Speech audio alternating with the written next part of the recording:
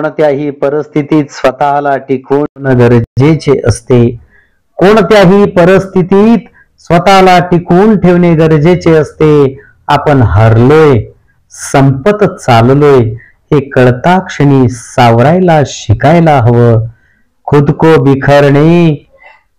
को बिखरने मत देना कभी किसी भी हाल में, क्योंकि लोग गिरे हुए मकान की ईंट तक ले जाते हैं, ईंट तक ले जाते हैं.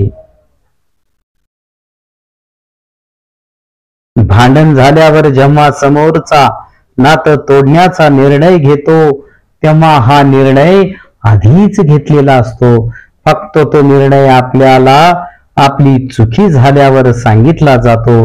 नातं असं असतं तसं असतं असं टिकवलं जातं हे सांगण्यापेक्षा